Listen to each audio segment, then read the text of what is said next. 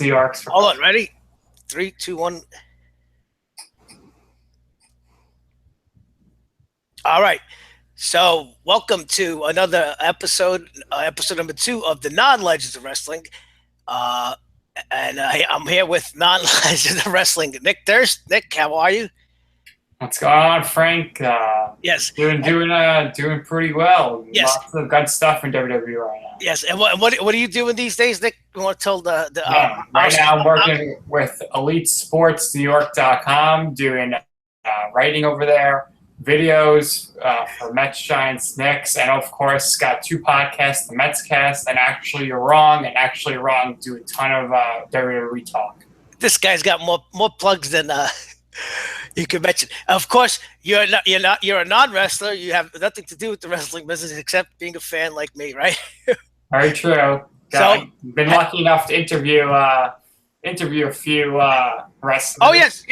Oh, actually, I'm sorry. Yes, you actually interviewed. Kind of tell the audience.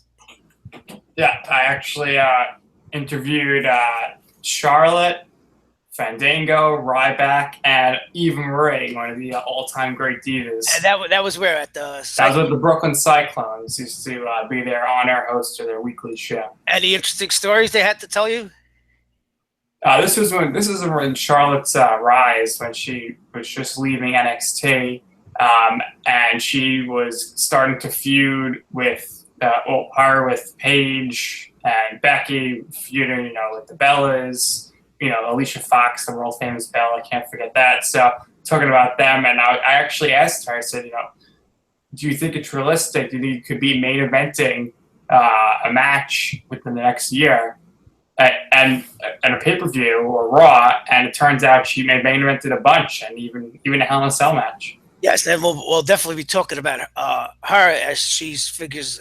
She definitely is as a historic as far as Hell in a Cell is concerned.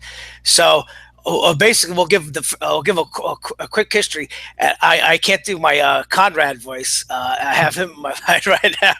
So. I'll put the link for me. So I actually so it says the original concept for Hell in a Cell structure was actually created by Jim Cornette. I didn't know that.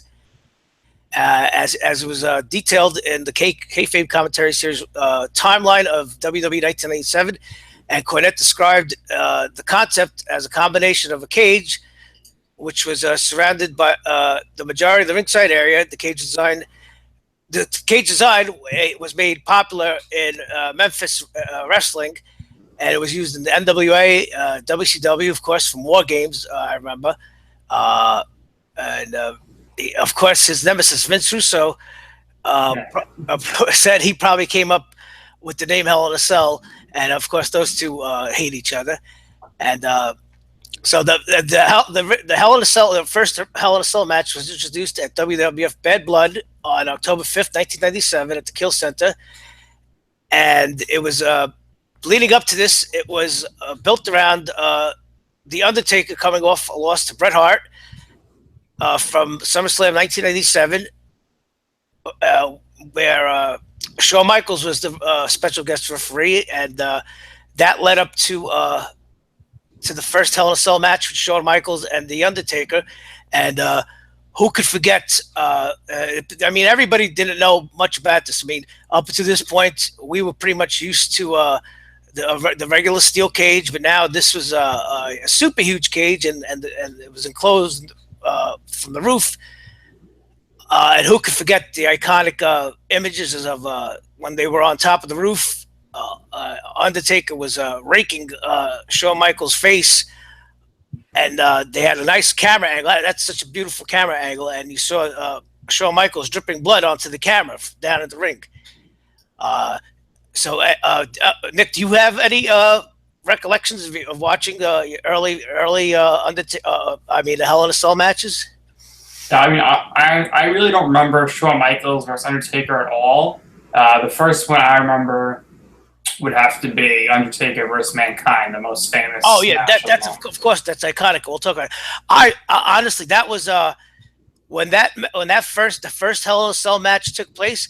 I really wasn't following WWF back then. I was mainly a WCW guy, but they would show I would see those whether through commercials or whatever. I would see that gruesome image of Shawn Michaels' face getting raked on the roof of the cage and the blood dripping down.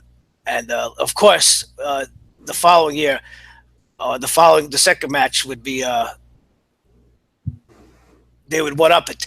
So there's certain facts. They say Hell in a Cell matches are rare, of course. Well, they were rare in the beginning. And they say there's only been 36 matches, and 33 of 36 have been broadcast on pay-per-view. It's tough to have a Hell in a Cell due to the logistics of the arena. And Nick, you pointed out that there's been a few Hell in a Cell matches that have been dark matches. I don't understand that. It's a waste, if you ask me, especially when the ones that have the dark match, the most recent one, was a 5-man Hell in a Cell for WWE title on Raw dark match, and it only lasted 5 minutes. So you have the crew setting up the cell all for a 5-minute match. It doesn't seem like it's worth it, the production cost. Yeah, there's got to be something more to it. Probably maybe they were trying some different things. Who knows? Maybe they were experimenting with different camera shots. Who knows? There's always there's a method. Yeah, the camera thing's probably it because the next month was the dark match was in September 26th. The next week actually was the Hell in a Cell pay-per-view. So they probably experimented. Yeah. They probably probably definitely. Trying things. There's always a method to WWE's madness, and so I think that there's a few memorable ones, and you want to bring up the six. There was a 6-man tag match. No, it was a 6-man match for the WWF title at Armageddon in 2000, and it was the only time there was that many competitors. And it was Angle. He defeated Undertaker, Triple H, Stone Cold, Steve Austin, Rikishi, and of course The Rock. And he became the WWF champion. And it was just crazy to have all those guys in the match. And then back at that time, they had the SmackDown Just Bring It video game, or one of the SmackDown video games, and they actually based the host story mode around that match, which was crazy. And this was around the time with the Invasion was a little bit around later, and then Hulk Hogan and all that, and then the WWE video game would base a host storyline type of thing off the Armageddon Hell in a Cell match. And it's crazy that we haven't seen a match like that in a very long time. I don't understand why they decided it's best to just go with either 2 or 3 men. Yeah, I would have to say for that reason alone, it's probably tough to follow the action. Six people in a cage, and it's probably tough to follow all the action. And I'm reading here.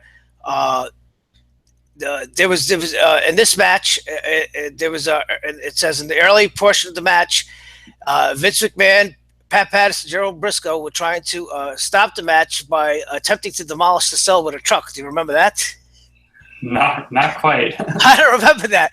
And it says they had just torn down the cell door when WWF at the time, Commissioner Mick Foley, ordered the trio to allow the match to run its course. They ignored Foley, and the commissioner sent the police to escort McMahon and his stooges, Patterson and Briscoe. And now there was a missing door, and everyone involved in the match exited the cell and started climbing to the top of the structure. Okay, so that's a good a little back door to get everybody to get the action outside. And they had Rikishi fighting off Angle and Undertaker at the top, and then Undertaker. Oh, actually, this I remember. Undertaker chokeslammed Rikishi off the cell into the pine-filled better trucks that they had, and they had Austin and Rock outside. This sounds very. See, this is why probably they can't do this because it's probably hard to shoot. Yeah, it's like you said. There's so many angles all in one.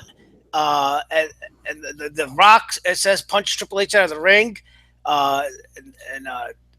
it sounds like a clusterfuck already. And eventually, Angle snuck up on the top of the Rock and pinned him to retain his WWF Championship. And then, of course, back then, what would the night be without Stone Cold Stunner? And that's how the pay per view ended. Yeah. So this sounds like a real wild match, and it sounds.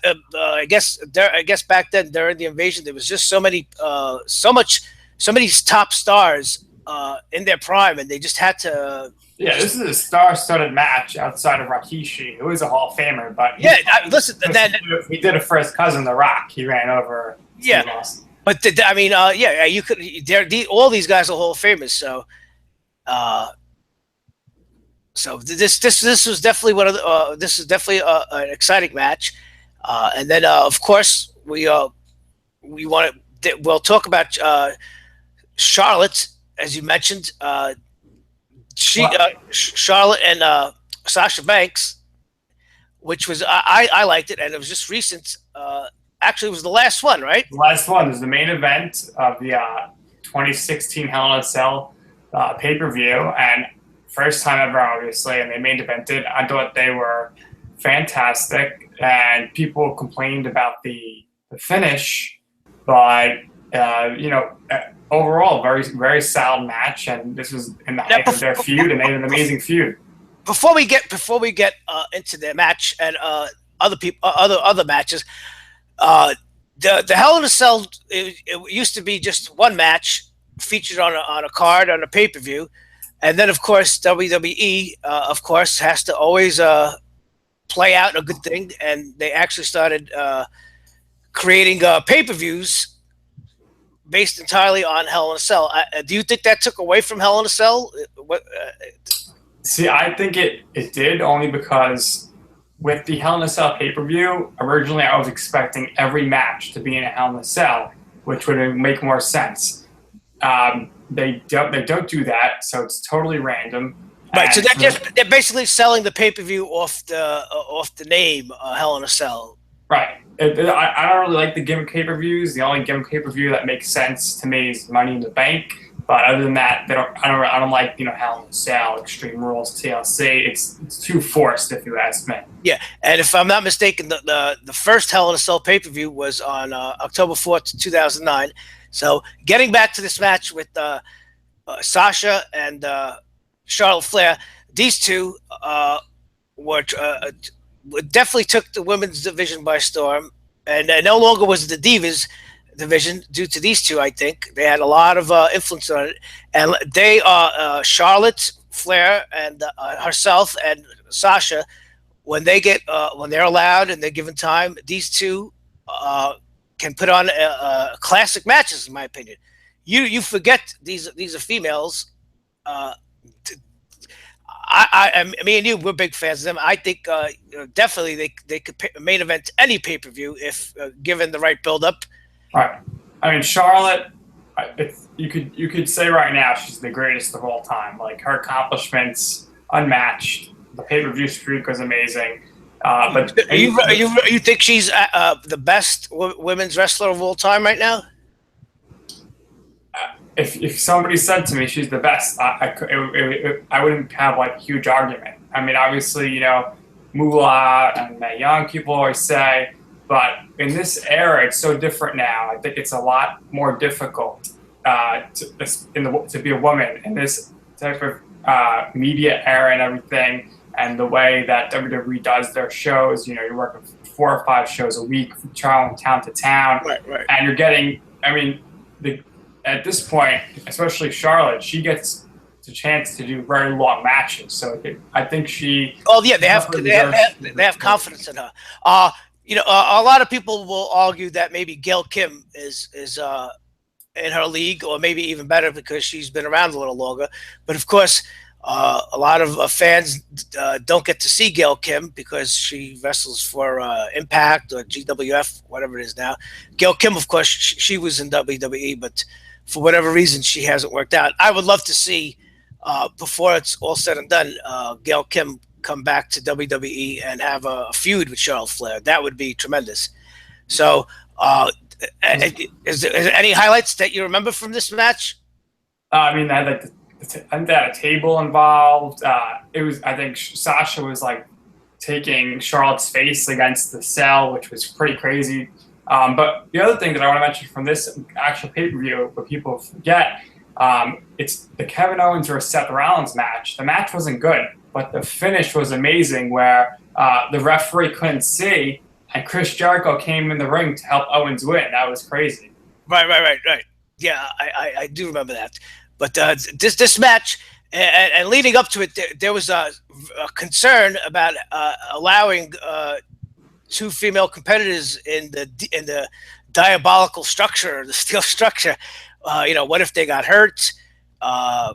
There was actually, I remember, a lot of concerns, but it was also, there was some excitement, as it would be groundbreaking. What did you think leading up to this when they announced this? Did you have concerns that maybe this might be a little too much for females? I mean, I don't know. My only concern was that it wasn't going to be the main event because nothing was going to be able to top that special moment of a historic first time thing. I didn't think they were going to be too involved with the sell. They really weren't. It wasn't dangerous. And, Charlotte, she's probably the most athletic female wrestler in the history of the company.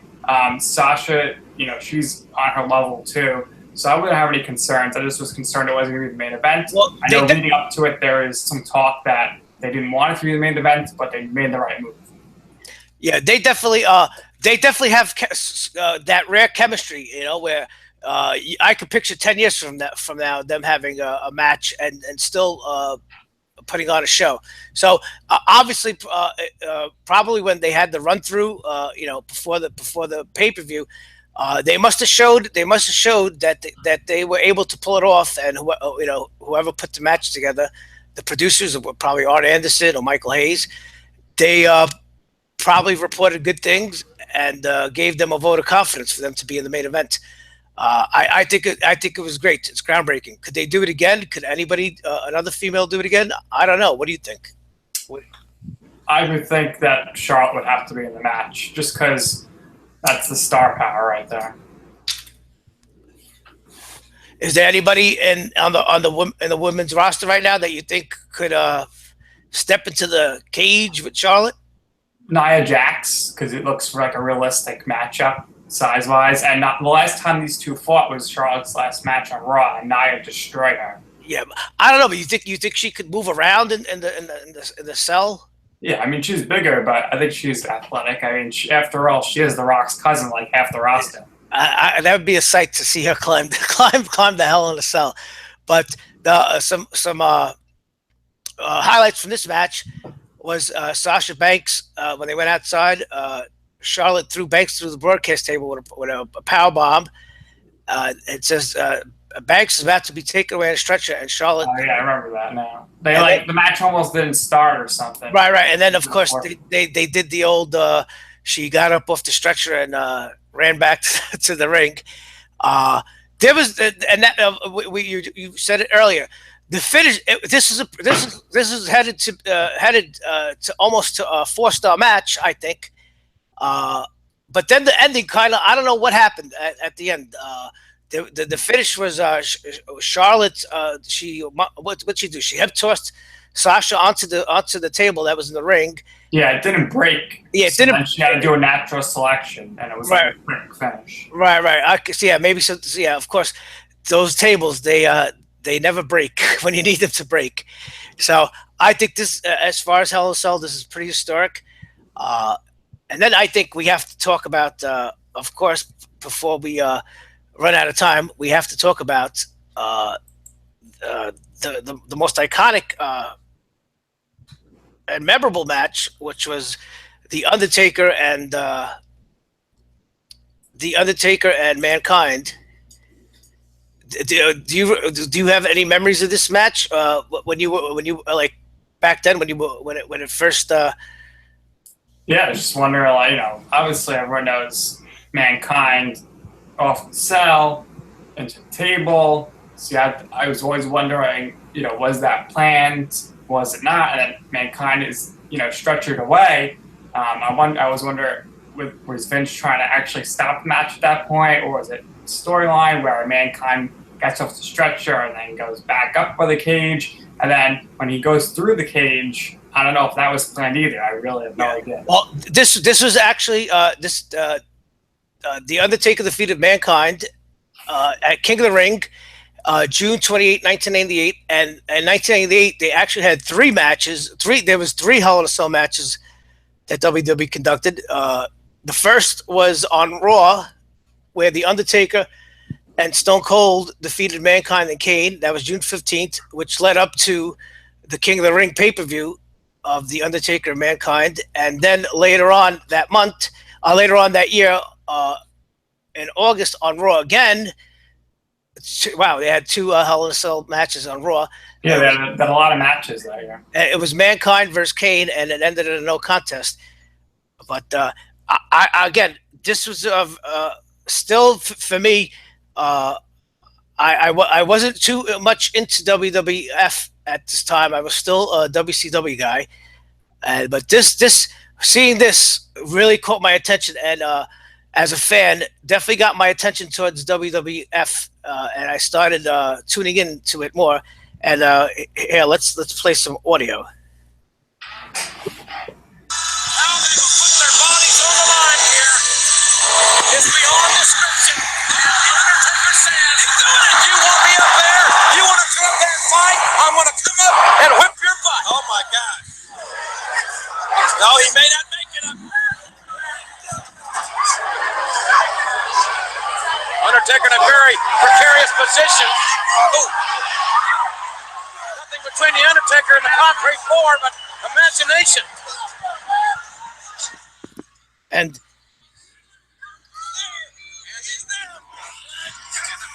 Hell in a Cell match is officially underway in the most god-awful, oh my God, chair shot just makes you sick. And of course, what made this match even more memorable was Jim Ross calling the match with his commentary and play-by-play. Definitely added to this match. Do you think so? Yeah, I mean, it's definitely one of his famous calls. And if you ever see any of these like internet videos of other things with his voice dubbed over it, it's usually always that call. Yeah, of course. God forbid we could get this queued up.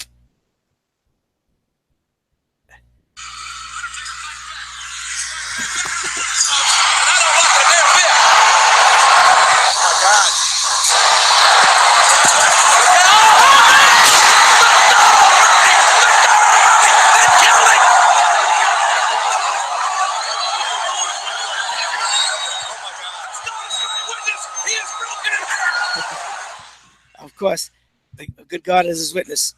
He was broken in half, and that was gruesome. He took that bump, Mankind, and if you remember, I remember that he had to. I think they were ready to stop the match. There was that famous picture of they showed a close up of his face, and I think his tooth was like Went through his lip. Yeah, yeah, and then this maniac, Mankind, he got his second wind, and he climbs back up he climbs up to the roof, back up to the roof of the cage of the Hell in a Cell to meet Undertaker, and there's still speculation about the next spot when Undertaker choke slams Mankind on top of the cage, and the gates, the wire gives way, and Mankind falls 15 feet to the ring, and that was a sickening thud. I thought that was, I really thought that was going to be the end of his career. Do you remember? What was your reaction seeing that? At time I just couldn't know if it was planned or not, because like you said, I thought they were actually stopping the match the first time. I don't think that was a whole planned dramatic thing. So I don't know if I still don't know if it was planned to go back up there, but you know. I think the spot was that Undertaker was supposed to choke slam him on the top, But Like, it was supposed to go through that. the gate just gave way and it just busted. And I forget, how did Undertaker end up getting down from the pin? Did he climb down the cage? Yeah, eventually. And I just remember I knew something was wrong when Undertaker just kept staring, but he didn't break character. But that was iconic. And I guess another Undertaker has been involved. We'll move along real quickly. He's been involved in a lot of. It's become his match. He's had several battles with Brock Lesnar at Hell in a Cell. 14 appearances, 8 wins for the Undertaker. Wow. Okay, so that's definitely his match. He's started in that match.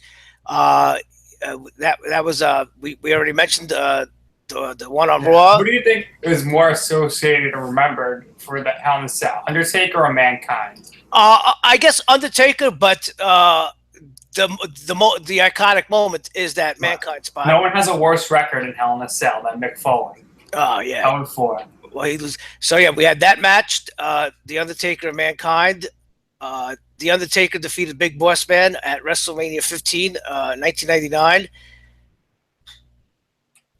Brock Lesnar defeated The Undertaker at No Mercy at 2002. The Undertaker defeated Randy Orton at Armageddon, and that was, I think, 2005. The Undertaker defeated Edge at SummerSlam 2008.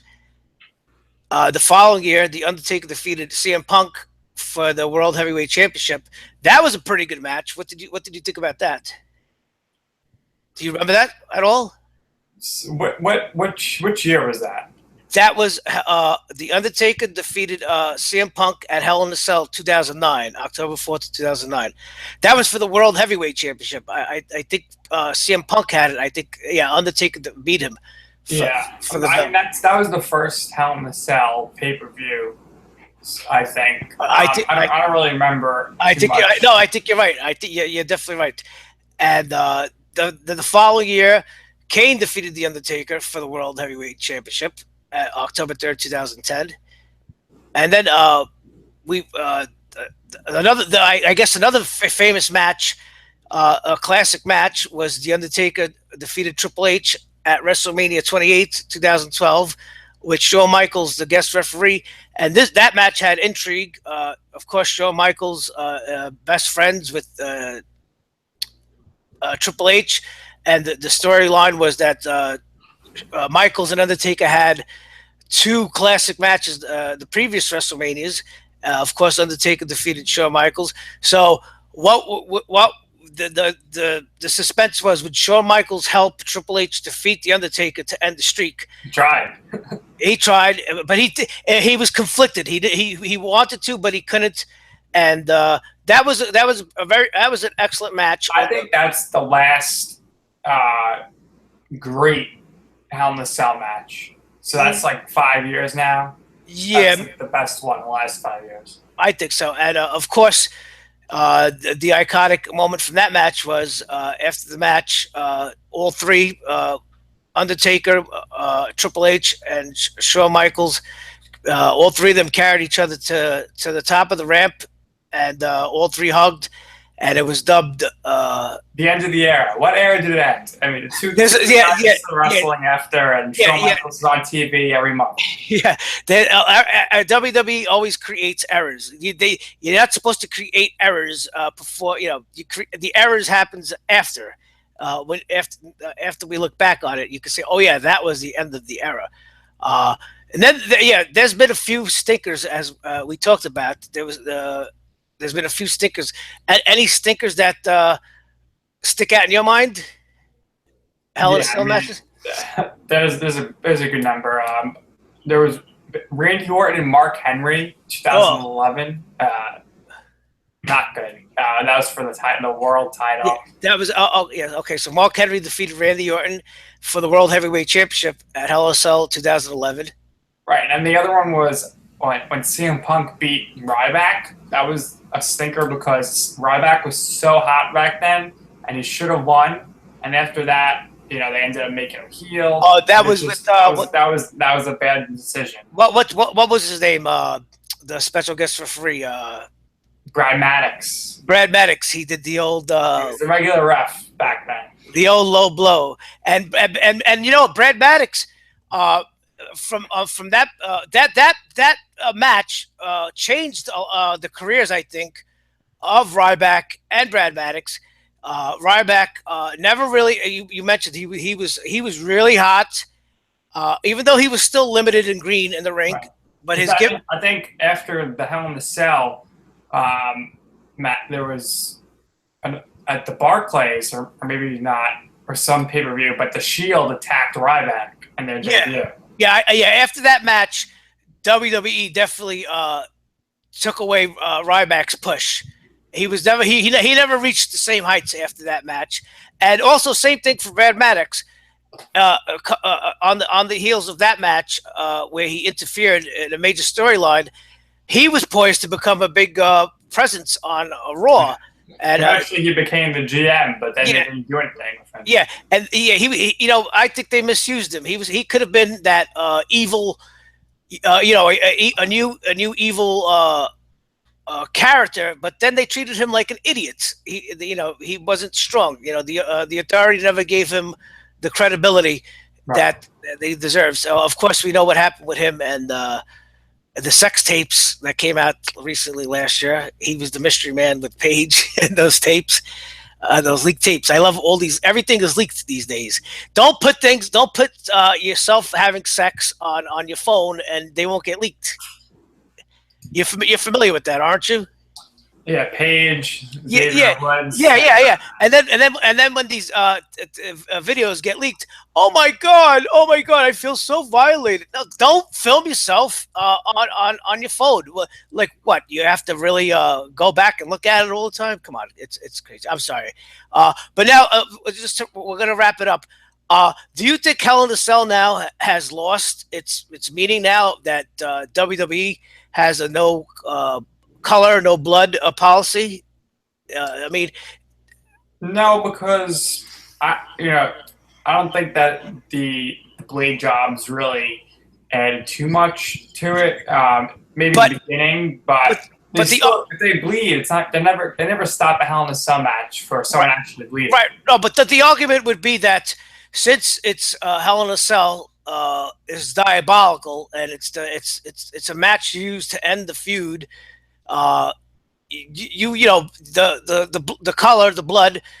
If there is going to be a time when you bleed, it would be in a match like this, and it's just to signify how brutal. So I think in the Shane versus Undertaker match, they're both bleeding, and Brock Lesnar was busted open within minutes of the Undertaker Lesnar match. Yeah, so we're still seeing the blood. Yeah, but I don't. He did that the hard way. But Brock is a beast. He headbutted him. I think it was the ring post and split his head open.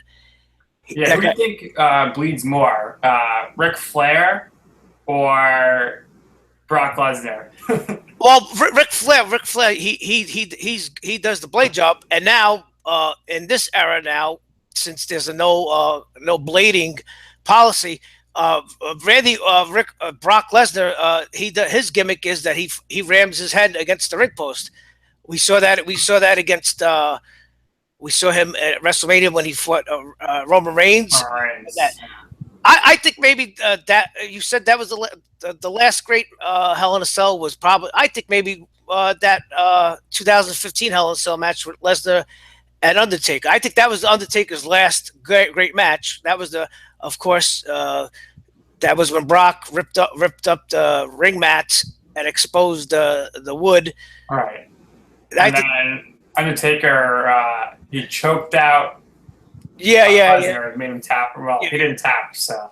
But as far as the new the modern era with the no blood, we mentioned Charlotte and Sasha. You know, I think that was pretty good. I guess the other one that maybe had some legs was when Seth Rollins defeated Dean Ambrose at Hell in a Cell 2014. But that was a very good match for no blood. But that was supposed to end the feud. I think they never really completed that feud. But is there any other stinkers? I think I could recall maybe Roman Reigns and Rusev recently. Yeah, Randy Orton and Sheamus, 2010. I mean, basically any Randy Orton match, it's going to be underwhelming. Yeah, you know what they always that's because Randy Orton is a great worker, but they just always stick him in these like secondary or even tertiary storylines that nobody really cares. They stick him in with like a second tier like a mid card star, and he never really shines. That's Right. yeah, there's an array of stinkers. I mean, the forgettable ones.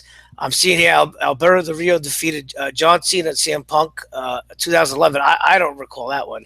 So I think, I mean, yeah, I don't really, if some of these, I remember that one because. Oh, wait a minute. Del Rio lost to Edge because he wasn't, or something, because Edge was retiring, so that he ended up getting the title down the line. But, you know, the other thing that's interesting with Hell in a Cell is WCW's version of Hell in a Cell, War Games. I would love to see that in WWE at some point, but that was 3 rings. 3 rings and God knows there was like 24 people. There's like 3 or 4 teams. I don't know. I think WWE doesn't do it again because you mentioned at the top of this episode the logistics of setting a matchup like that. 3 rings. Yeah, it's hard. It's also did it at WrestleMania or something with a stadium. Yeah, it's also hard to film those matches and follow the action, especially in today's culture where people don't have an attention span. They can't follow a match. But you mentioned earlier that the 6-man tag. I just dug up one that they had a 5-man Hell in a Cell. It was John Cena defeated Del Rio, CM Punk, Ziggler, and Jack Swagger. And the reason why we probably don't know about this is because this was actually one of those dark matches on Raw, which took place on September 26, 2011. So this was a Raw dark match that we never got to see. But so are you in favor of in the future as we wrap up? Are you in favor of continuing this? Yeah, and it's definitely still has the potential to be great. So just got to be booked properly. Yeah, you're right. So yeah, and wrap it up. I think, like we said before, less is more. Keep these matches. Have one of these. Have a Hell in a Cell maybe once a year, or maybe once every couple. Yeah, right now it's annoying because you got Hell in a Cell, then every other WrestleMania has a Hell in a Cell too. So yeah. If you're gonna do it at Hell in a Cell, do it at WrestleMania. But I mean, do you really need to heighten Hell in a Cell by putting it at WrestleMania? I mean, just it stands on its own. But anyway, I think that's gonna wrap up this non-Legends of Wrestling episode. Nick, thank you. We'll definitely bring you back again if we can get anybody else on. This show doesn't pay too well, so we can't get too many guests on. So, all right, so that's gonna wrap it up. Thank you, and we'll see you soon.